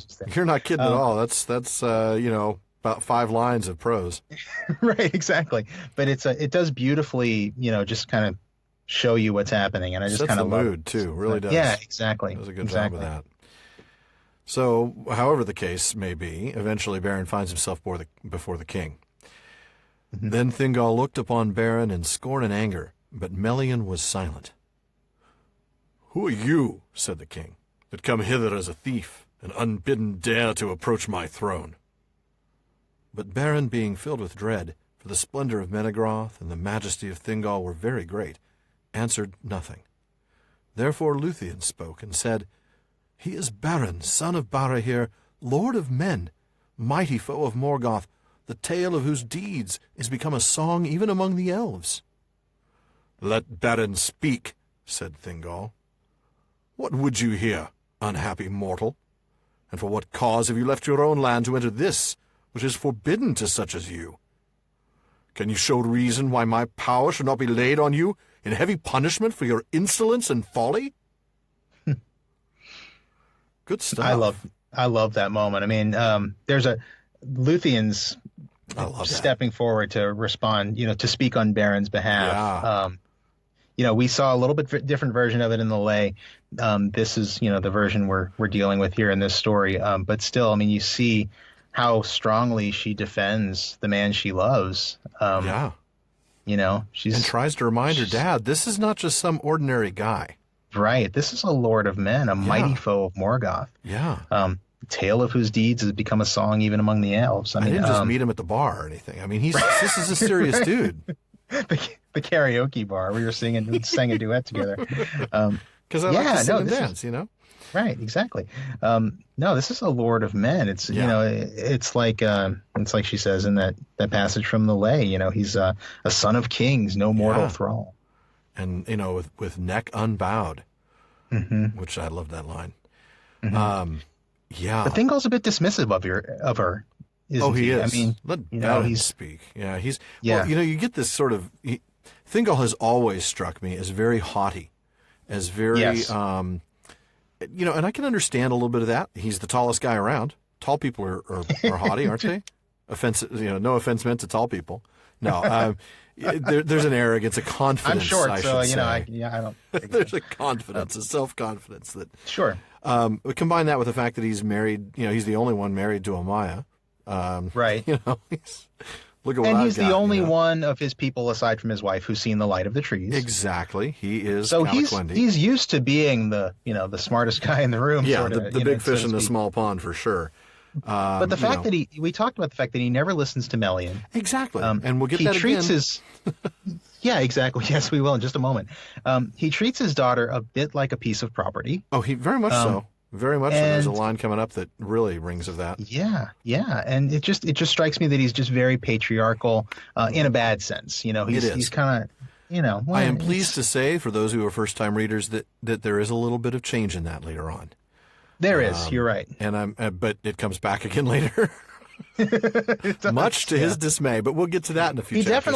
Thingol definitely has a journey. There's a big character journey. Yeah, there's a character arc for sure. And sometimes I'm on his side, sometimes I'm really not. Yeah, I agree. I mean, he's not like Fëanor, where the whole time you're just like, would this dude shut up, please? I mean, would somebody take care of him? Exactly. Yeah. Someone rid me of this meddlesome priest. He's not even like Turin, who we haven't met yet, but Turin, pretty strong responses from people. Even when you love him, you're kind of like, dude, would you just sit at home and not talk or touch anybody? Just don't do anything. Just don't leave your house. Seriously. Even if you're on his side, you're kind of like that. Thingol, it's not like that. It's sometimes you're with him, sometimes you're not. It's a very complex character. He is. I mean, you certainly understand going back to like his response to the Sons of Fëanor and finding out about the kinslaying. You're with him on that. Yeah. But then he overreacts and says nobody can speak Quenya anymore. And that's kind of like, you're like, okay, dude, that's a sledgehammer to kill a gnat, but okay. Right. So yeah, you're right. He's a very complex character, and there are times where you're very much on his side, and other times like this where you're not. Yeah. So how does Beren answer? All right. Then Beren, looking up, beheld the eyes of Lúthien, and his glance went also to the face of Melian, and it seemed to him that words were put into his mouth. There's that. Yeah. Something being put into him. Now, this one, it seemed to him, but yeah, I think it's probably describing what actually happened, don't you? Yeah. Yeah. Yeah, I think so. Fear left him, and the pride of the eldest house of men returned to him, and he said, "My fate, O king, led me hither, through perils such as few even of the elves would dare. And here I have found what I sought not indeed, but finding I would possess forever. For it is above all gold and silver, and beyond all jewels. Neither rock, nor steel, nor the fires of Morgoth, nor all the powers of the elf kingdoms shall keep me from the treasure that I desire, excuse me. For Lúthien, your daughter, is the fairest of all the children of the world." And you can hear a pin drop. I mean, people's eyes. Oh, yeah. What did he just say? Like, oh, he didn't. Yeah. Bold. Didn't. It's a bold response. The pride of the eldest house of men returned to him. And that's not a small thing. Yeah. That is not a small thing. But let's see what happens next. So silence fell upon the hall. for those that stood there were astounded and afraid, and they thought that Beren would be slain. But Thingol spoke slowly, saying, "Death you have earned with these words, and death you should find suddenly, had I not sworn an oath in haste, of which I repent, base-born mortal, who in the realm of Morgoth has learnt to creep in secret as his spies and thralls." Then Beren answered, "Death you can give me, earned or unearned, but the names I will not take from you of base-born, nor spy, nor thrall. By the ring of Felagund that he gave to Barahir my father on the battlefield of the north, my house has not earned such names from any elf, be he king or no." This is when I'm like standing up and cheering. I'm like, yeah, you tell him. Okay, if they do ever make a Silmarillion movie, this moment would be pretty darn cool. As long as they cast it right. Yeah, that's the danger. My goodness, I love that. I love that. Beren's just like, fine, kill me. Yeah. You jerk. Well, again, we saw he's not afraid of death. No. But he's proud enough. I do not take this from you. I don't care who you are. I am the scion of Beor. Yeah. Yeah. And I am not a thrall or spy of Morgoth. Yeah, I know. I love, man, for a guy who was called Dark Elf before. Yeah, I know, seriously. He chooses words with more care. Baseborn, spy, thrall. The only thing Thingol doesn't call Beren is meathead. Which, oh, man.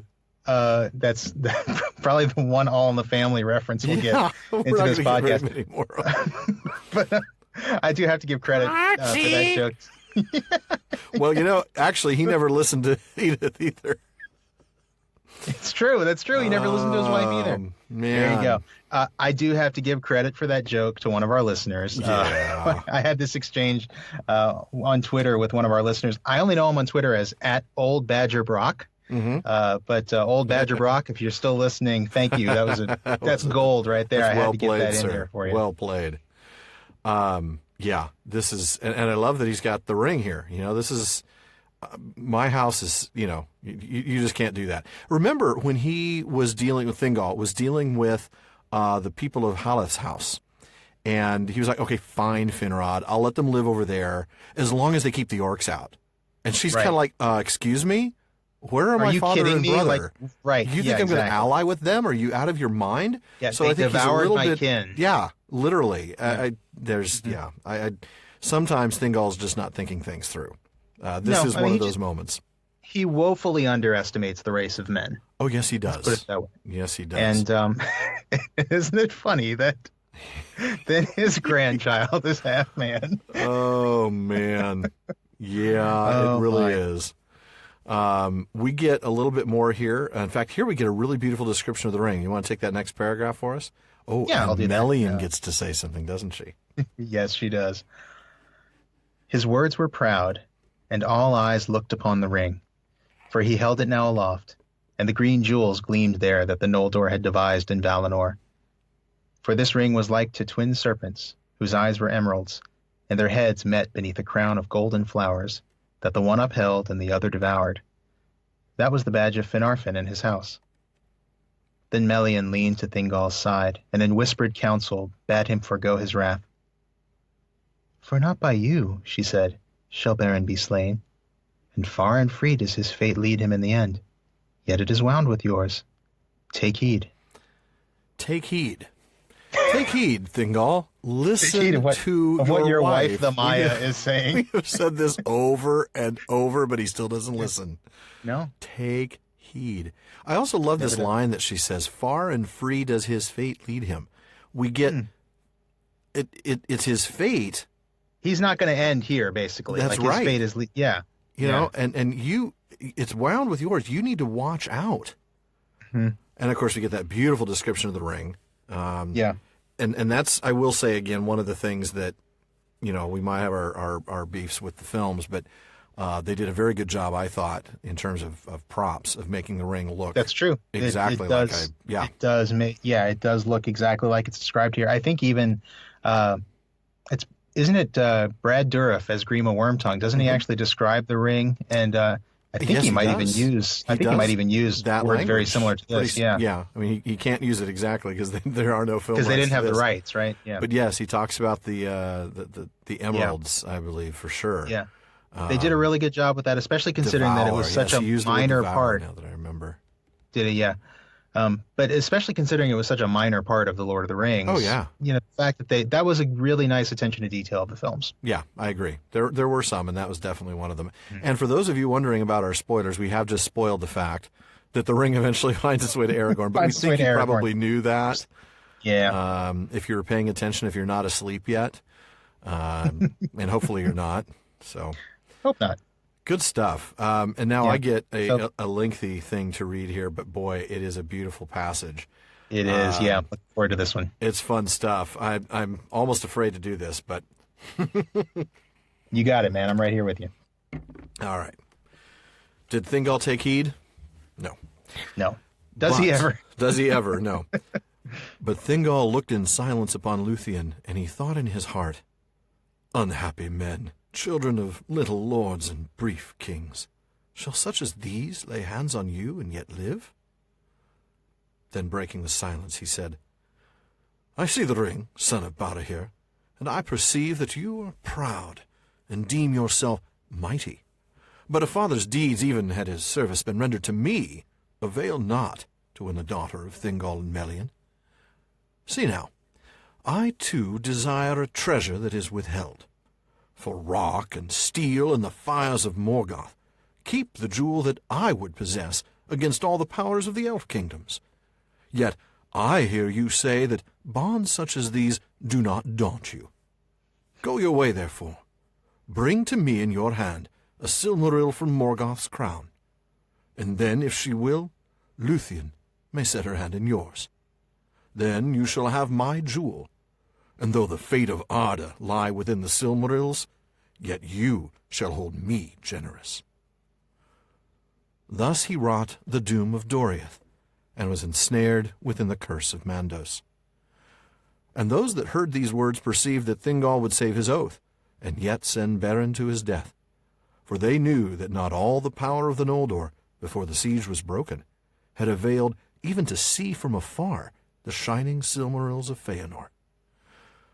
For they were set in the Iron Crown, and treasured in Angband above all wealth, and Balrogs were about them, and countless swords, and strong bars, and unassailable walls, and the dark majesty of Morgoth.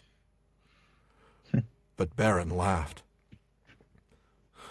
For little price, he said, do elven kings sell their daughters, for gems and things made by craft. But if this be your will, Thingol, I will perform it. And when we meet again, my hand shall hold a Silmaril from the Iron Crown, for you have not looked the last upon Beren, son of Barahir. You just want to stand up and cheer. Yeah, yes, Beren, you do. kick his butt, dude. I love that he just laughs. It's great. That's just isn't it? He just whatever. That's it. That's it. Yeah, that's it. A Silmaril. I'm expecting like the 7 Tasks of Hercules or something. You know, Yeah. I mean, Right. just one. And hey, it's no small feat. No. We get that they're deep in Angband. I love that description, by the way. Oh yeah, treasured in Angband above all wealth. Well, and the phrasing. And Balrogs, and strong bars, and we're going to get to more of that later. But he does this thing. I think you and I have talked about it before. I think we may have even discussed it in some of the Book Week posts that we did way before this podcast even started. But this tendency that he has to switch into this syntactical mode where he phrases things with this really short and with short phrases. Clip phrases. Paratactical syntax, I think it's called. And I think you're right, yeah. It changes the feel of a whole phrase, and it does that there so well. It's almost, it's I mean, there's literal punctuation with commas, but it does really, just the syntax really kind of punctuates. There's an auditory punctuation. There's an auditory, countless swords. You can almost see like countless swords, boom, and strong bars, boom, and unassailable walls, boom. Yeah. It's great. It is. You really see it. But you're right. It is no small task, no doubt about that. No. But boy, I love the kind of, you can almost see the wheels turning in Thingol's mind. Oh yeah, as he's coming up with this, so I can't kill you, right. but I want to kill you. How can I do that? Oh.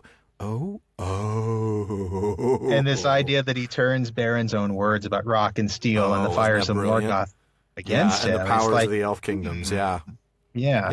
These don't daunt you. Go right ahead. Yeah. Yeah. And he points out something here, too, that's absolutely true, though the fate of Arda lie within the Silmarils.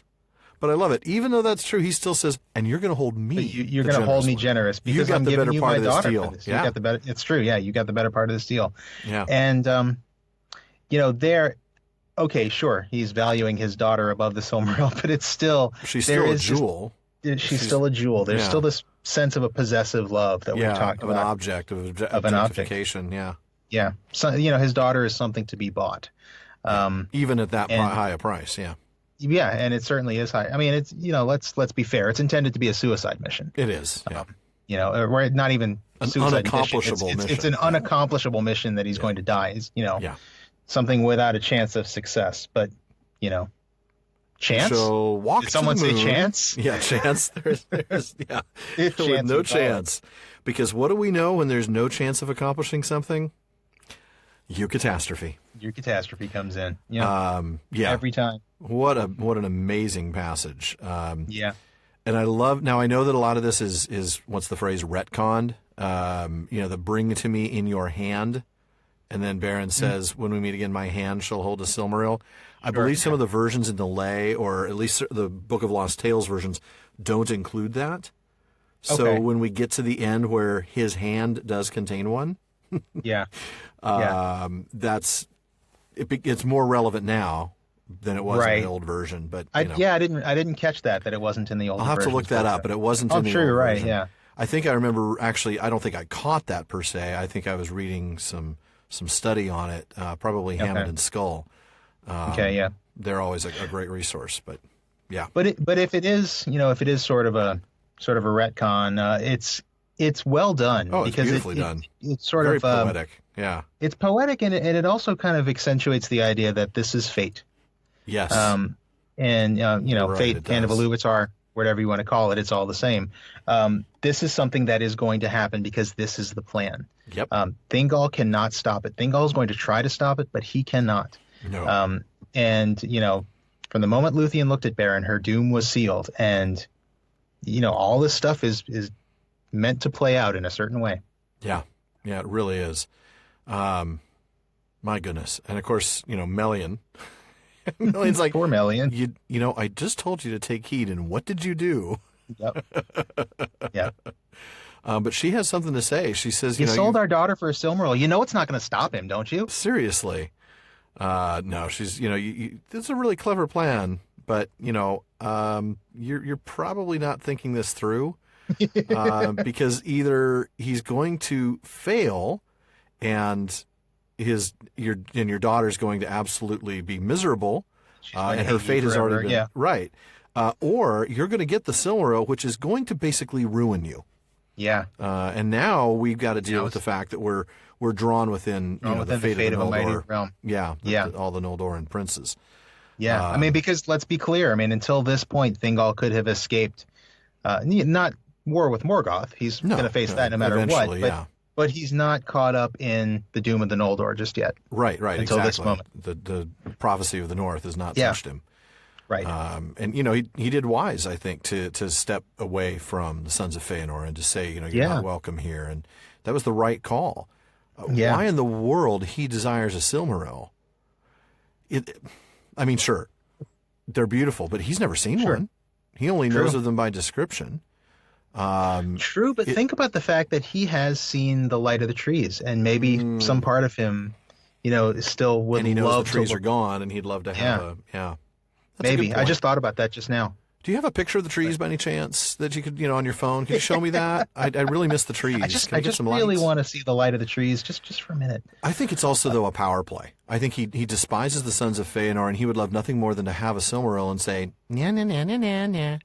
I think you're right. I think there's this, I'm the king. Remember, go back to when the Noldor came over, and he's like, this is my land. I'm the king here. And they were kind of like, yeah, whatever, cave, dark elf. And they have gradually surrounded him. He's now literally surrounded by Noldoran kingdoms. And, his land is basically just it's what he actually controlled before, but he liked to think of himself as the king of all Beleriand before. Yeah, he thought he ran from, the mountains to the sea. Right. And, now it's very clear he just has the forest of Neldoreth and Region and whatever that the third section was. So, Yeah. And I think there's one other thing here, which is just that, Lúthien was his weak spot. It was clearly. Tolkien is reminding us that when somebody goes for your weak spot, you're vulnerable to temptation. Very good point. And that's exactly what happens here. For anything else, he would never have even given the Silmarils a second thought. Probably for all this other stuff we're talking about, I don't think it would have been the tipping point. The tipping point was, I want to marry your daughter, sir. And that's all of this is part of it, but I think it's just Lúthien is the weak point that allows all those other temptations to finally take hold. Maybe it's the better way to say it. That's kind of that's one way of thinking. And then of course there's the purely practical way, which is, the gears are turning, and he's thinking, he wants to marry my daughter. I can't kill him because I promised her I wouldn't kill him. How can I get rid of him? Yeah. Well, and this is clearly a way to get rid of him, because how on earth could a mere mortal have it any single? I mean, we haven't been able to do that with armies, right? Exactly. We haven't even been able to see them with armies, let alone get one. Right. And Thingol says as much to Melian here, that basically if there were hope or fear that he should ever come back alive, I would have killed him anyway, even though I swore it. Right. Basically, Lúthien looked the other way. Oops, I don't know what just happened, but your boyfriend is dead. Yeah. Pierced by many spears. Gee, I don't know. He just fell over. I don't know what he just. Know. He pulled an arrow out of his out of his jacket. That trauma. Maybe all that pulled an arrow out of his jacket, and he just shoved it in his chest. I don't know, how did he do that. He fell on 12 knives. Oh goodness, yeah. Or maybe he's got one of those little trap door. I mean, he's in a cave, so maybe he's got a trap door before the throne. He's got a little, Jabba the Hutt, button. Little rancor beneath there. Little rancor. Yeah. Okay, now we're mixing our metaphors. Oh,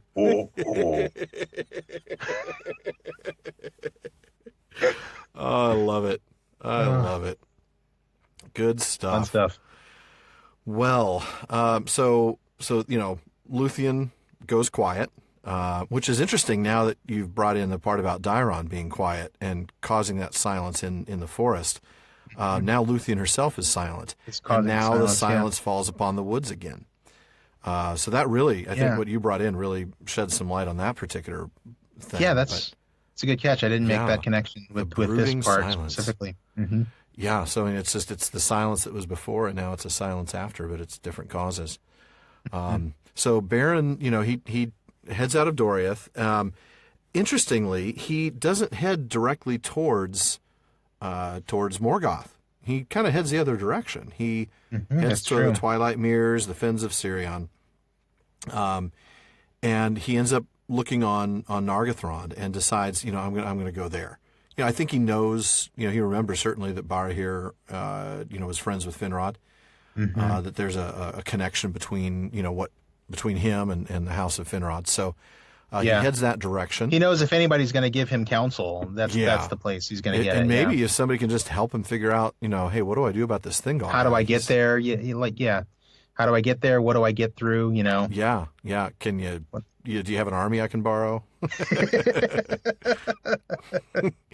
Yeah. Can I borrow your SUV? Is it armored? It's an urban assault vehicle. Is what he needs. Yeah, exactly.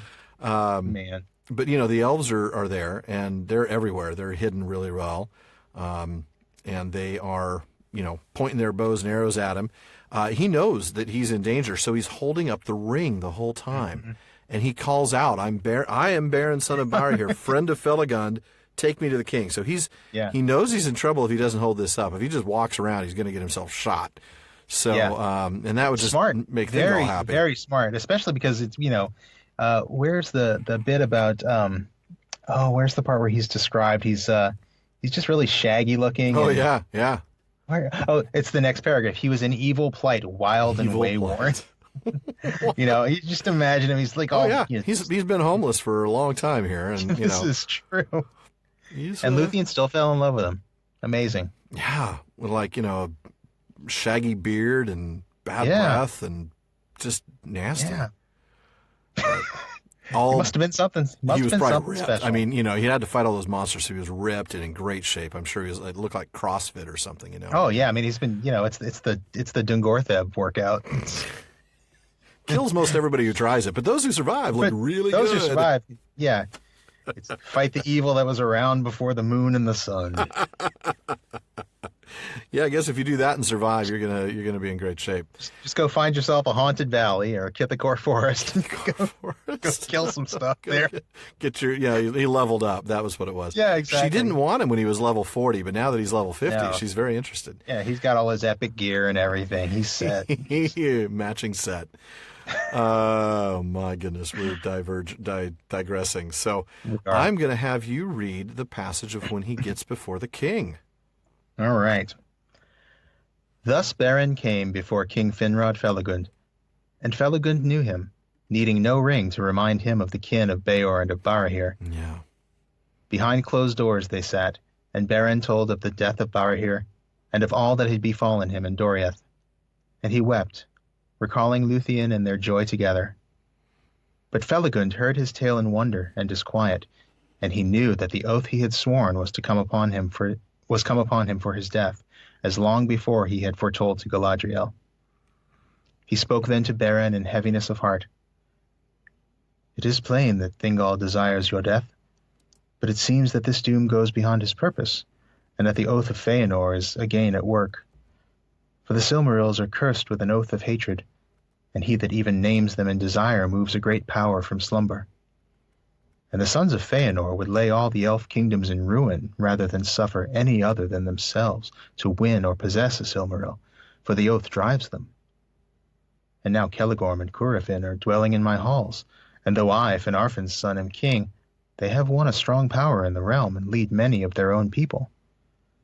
They have shown friendship to me in every need, but I fear that they will show neither love nor mercy to you, if your quest be told. Yet my own oath holds, and thus we are all ensnared.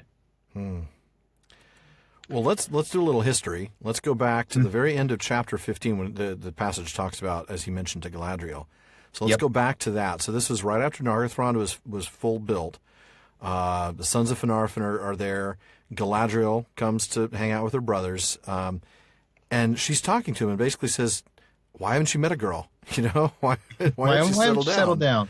I know this girl, Celeborn has a sister. And this is interesting, but foresight came upon Felagund as she spoke, and he said, an oath I too shall swear, and must be free to fulfill it and go into darkness. Nor shall anything of my realm endure that a son should inherit. So then we need to find the oath itself. Now that would have been of the coming of the men of the West, right? So, of the coming of men into the West. Yep.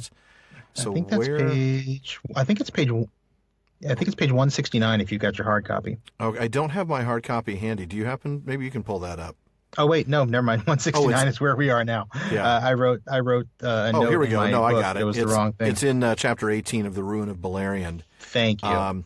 So Barahir is fighting with to defend King Finrod, and Finrod was surrounded. Barahir comes up with the bravest of his men, makes the wall of spears, cuts their way out of the battle.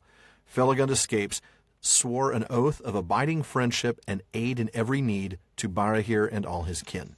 There you go. Okay. So that's I wanted to make sure that was when he gave Barahir his ring. Yes, that was it. That is when he gave him the ring. So that's page 152 of our hard copy that we're reading from. Yeah, so I wrote the wrong number. I wrote the page number for this scene. The page number we're on. Next to Galadriel. That's I'm useful. Talking to Galadriel. Yeah. Well, so that was an important thing because we really wanted to tie that in and kind of remind you. And he knows, he's already said to his sister that he knows that, this oath he hasn't even sworn yet is going to kill him. Yeah. But he's still going to swear the oath. And now that he's presented with the opportunity to fulfill it, he's going to do it. And that's because he's Finrod.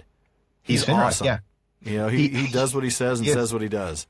He does. And I think that's why it's so brilliant that this exact same paragraph that I just read mentions the oath of Feanor. Yeah. And I think there is an intentional contrast between the oath of Feanor and the oath of Finrod. Absolutely, there is. One is selfish. One is, Feanor forced it on his children, knowing that they would die. Yep. Finrod's selfless. He takes it on himself, knowing that he's going to die. Yep. There is a very intentional contrast here. And, we're going to see what, oaths are powerful things, and, good can come of them or bad can come of them. And, probably don't have to have read the book to figure out which one's going to end well and which one's going to end well. Well, it doesn't really end well for Finrod. It doesn't end well for Finrod, but it does end well for... It ends well, right. That's the point.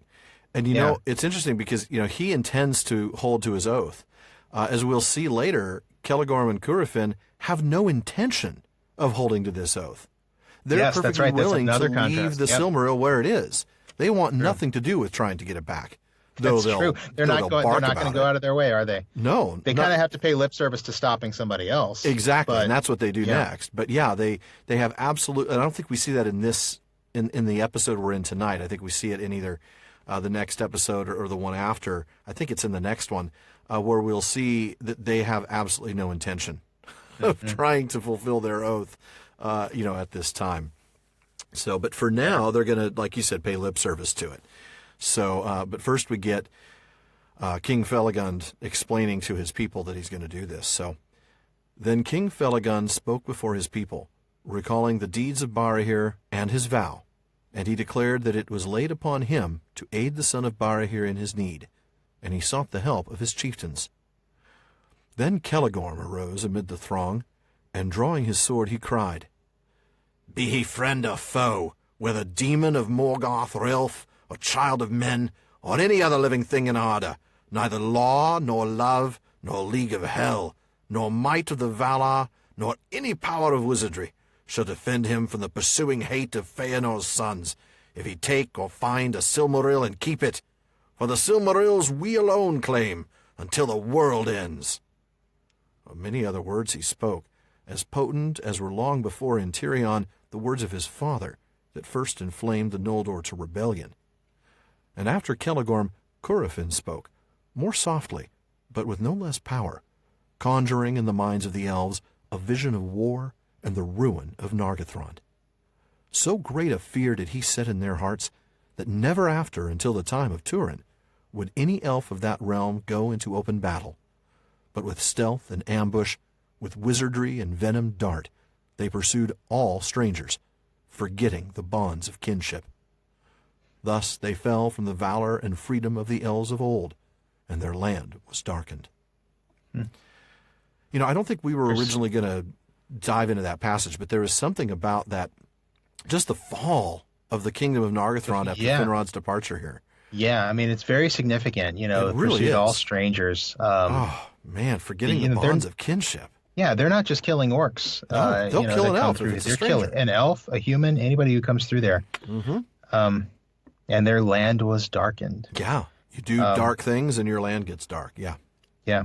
Because remember, we always see light and dark are such powerful, absolutely, icons in Tolkien's world. And not least of all in this story, we've seen that, got a bright Silmaril, we've got the light of Lúthien's face, the darkness Beren's been through. Yeah, I mean, it's a potent image. Yeah, no doubt about it. Very potent image.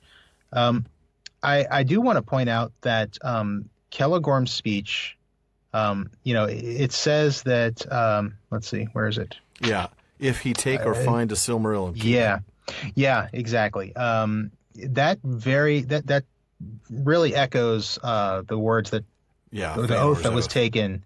Back in the Flight of the Noldor chapter. It's page 83 of the hard copy we're using. I mean, it's got the exact same listing, Vala, demon, elf, or man as yet unborn, whoso should hold or take or keep a Silmaril from their possession. So it's, very clearly a parallel to that. Yeah, it is. It's not just that he's using words as potent as his father. He's using pretty much his father's words. Father's words. Yeah, it really is. And I think it's interesting that, Celegorm uses that to sort of sway the people of Nargothrond. Celegorm then kind of goes a little bit different. He's setting fear in their hearts. Yeah, he is. The war and the ruin of Nargothrond. Curufin, you mean? Yeah, yeah. Yeah, I'm sorry. Yeah, Curufin's approach is much more... Curufin's approach is more fear-driven, more... Yeah, subtle in the bad way. Yeah, exactly. And Celegorm's is more kind of hearkening back to the past and the oath that's been sworn. Yeah. Yeah, true. Good point. I also liked Celegorm's... he's very much a lawyer here. Not if he goes after a Silmaril, but if he takes or finds and keeps it. So in other words, you can go for it. Go for it. But once you get it, you're going to have to give it to us. You can go for it and give it to us. Yeah, that's fine. You want to do that, that's fine. You're welcome to go get it, but they're ours, so get it and give it back. That's a very good point, yeah. Because, again, he has no intention of doing anything about it. But, yeah, Curufin's very, crafty in this. He's very, it's a more subtle approach, and, again, subtle in the bad way, trying to create in their minds this idea that, there's going to be a war if you don't, do something about this. So, so of course, sure enough, the people easily swayed, apparently just as easily swayed as the people that Feanor was talking to. Yeah. Besotted with wine, and as briefly as I think that was Finrod's, or no, that was who was it that said that to Thingol? Ignor? I don't remember who it was now. I can't remember. I'll have to look it up. Refresh my memory on that. But it might have been Angrod or Ignor. Yeah. I think it was either Angrod or Ignor, because it was right after Finrod basically said, "Well, I can't say anything more." Right. So, but interesting that now, so they start murmuring. Oh well, Finrod's not like Manwë here. He can't tell us what to do. So, we're gonna look away from him. And now the curse of Mandos came upon the brothers, and they thought about, well, maybe we can get Finrod to die, and we can take Nargothrond. So, a lot of deep, dark politics going on here. It was Angrod, by the way. That's what I thought. It was either Angrod or Ignor. I knew that. Yeah. I know that we talked about maybe skipping this, but I'd like to have you read the last couple of paragraphs there, starting with Felagund seeing that he was forsaken. I think we've got some stuff to talk about in that. And Felagund, seeing that he was forsaken, took from his head the silver crown of Nargothrond, and cast it at his feet, saying, "Your oaths of faith to me you may break, but I must hold my bond. Yet if there be any on whom the shadow of our curse has not yet fallen, I should find at least a few to follow me, and should not go hence as a beggar that is thrust from the gates." There were 10 that stood by him, and the chief of them, who was named Edrahil, stooping, lifted the crown, and asked that it be given to a steward until Felagund's return. "For you remain my king, and theirs," he said, "whatever betide." Then Felagund gave the crown of Nargothrond to Orodreth, his brother, to govern in his stead. And Celegorm and Curufin said nothing, but they smiled and went from the halls. Yeah, they got some plans. You can see they're schemers. They're schemers for sure. No doubt about it. I love, again, Finrod's just so faithful to his word. And again, you mentioned this a moment ago, the contrast between his oath and the oath of fealty they swore to him, which they are now going to... They're breaking. But he is going to hold his oath to a man, a human, a homeless human son of Barahir. Well, and his oath was to this guy's father, who's dead now. Yeah. I mean, he's like, I don't have to do this. Nobody's going to... Barahir, it's not like Barahir's going to come and go, you broke your word. Right. Yeah. But it's just, I mean, like you said, Finrod's awesome. I mean, he's got so much integrity and humility and wisdom. I love him. And he's got to be one of my favorite elven characters. Definitely mine. Yeah, definitely one of mine. Yeah. Combine that with the way he when he first came upon men, just the actions that he took and the thoughts that were in his mind at that point. I love that. You get the sense that Finrod is very much an agent of the plan, don't you? You do. You know? You're right. You absolutely do. And he's certainly used as this. I mean, he's going to be, his fulfillment of his oath is a huge step in moving this plan forward. Yeah. Yeah. Well, wouldn't Edrahil be a great answer for a trivia question? There's a name. What was the name of the chief of the 10 who stood by Finrod? Yeah. But I love this. He's like, you are their king, even if they don't think you are. Yeah, exactly. We get the Orodreth thing again. I know we touched on this before. Orodreth in some versions is who again? I'm trying to remember because he's not. I think he's Finrod's nephew. In some versions. He's not the same generation. He's the generation below. Right. I mean, it's not really a huge matter, but it's interesting to note that once again things sometimes change. Yeah. Orodreth's not exactly the guy he should have chosen for the job. He's kind of a puppet king. He is. He's he just strikes me as soft. I mean, we'll get more of him later. Yeah. He's probably a nice guy, but he's just not the person you want leading a kingdom at war, which is what Nargothrond is. He kind of sticks his finger up and points at wherever the wind is going, and he's very easily swayed. That's a good way of putting it. So good stuff. My goodness, I love this, and so that's actually where we're stopping, folks, tonight. So that does, wrap it up for another episode of the Prancing Pony Podcast. And we thank you very much for joining us. And join us again next time. We'll continue this epic journey with the second part of Chapter 19. It's a very slow, epic journey. Yeah, exactly. Next time, we're going to cover through the section break that's on page 179 of our edition. It's the passage that ends with the bat wheeled and flittered above him. Exactly. So we're going to get through some good stuff next time about werewolves, and you're going to get to hear Sean pronounce the name of the bat. Go ahead. to give us a teaser. Thuringwithel. Yeah. It almost sounds. I don't know like if that's right. I'll look it up and figure out if that's right before next time. Well, and if you need cheap paperbacks to mark up, please take a look at the links on our library page at theprancingponypodcast.com. We've got some links to other things on there: audiobooks, music CDs, I think even the movies, other cool things for your Tolkien collection, and we'll add a link to the pre-order of Beren and Lúthien. Yep, for sure.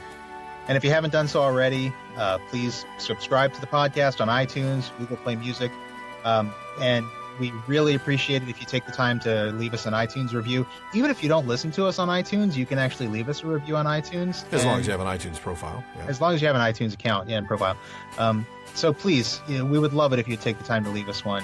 Yeah, they're really, and we thank you, those of you who have. We really are grateful. They do so much to get our podcast listened to and, out there in people's search engines.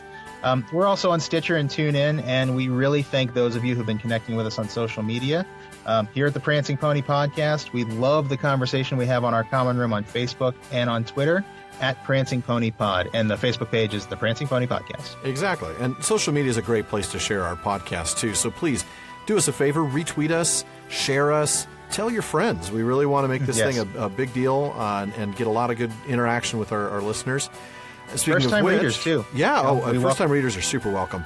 One last thing, as always, don't forget to send your questions, comments, or what limb or extremity you'd give up to win the love of an elf to the prancingponypodcast@gmail.com, and we will try to get them into our next episode. The answers, not the limbs. An hour 50 is still far too short a time to spend amongst such admirable listeners, but until next time. Farewell, friends.